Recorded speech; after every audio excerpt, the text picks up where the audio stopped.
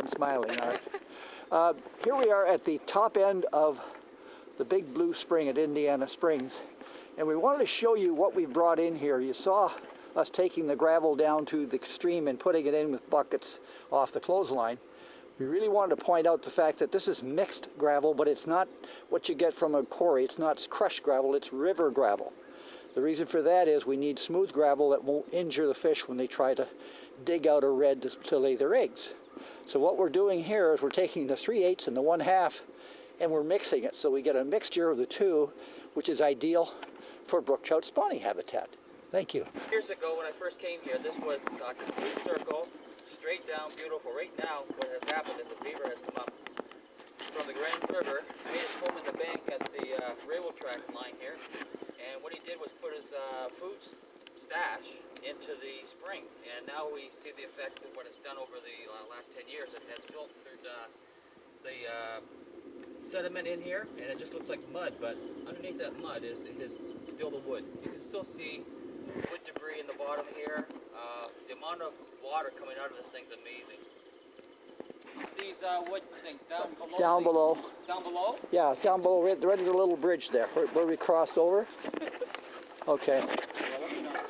So what we did here, we got some advice to put some vortexing rocks in. We just got started, and it really made a difference in the amount of algae that was forming. Now there's still lots of algae in there, so the next step is for us to stake in Christmas trees on each bank, strategically placed, so that will narrow the flow of this stream and dig it deeper, because there's about 6 to 8 inches of sediment on the bottom. You see where we put a couple of deflectors last year just as an experiment, and it did help. So the next phase is to narrow the stream here.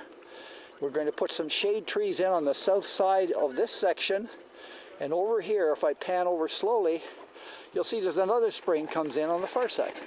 There's actually 2 springs over there. And so what we're going to do is put more swamp. Now volunteers come in all shapes and sizes and ages, and Kalen here is here with his dad Mark to help us do a little brush cutting to make this stream narrower and better. Okay? Okay. All right.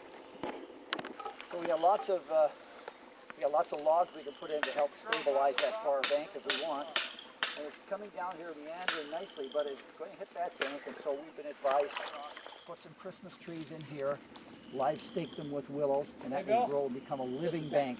We're supposed to do the same thing staggered on the way downstream, but this is the key part here, to get our Fascines on this side to help this become a sort of an undercut refuge for the fish, and also to remove that sediment, because there is sediment. You can see how that goes right in. It goes right in below the stones. So you got that much sediment to get rid of, and that's blue clay from the Great Haldeman clay plain. That's where we are. But the beauty of this place is that water doesn't change from year to year, season to season. It still runs about 9 degrees Celsius all year, never freezes, and it doesn't go higher or lower because the watershed is so small. So we have the beauty of having a totally stable watershed here. We can do something. Good. What's that we hear?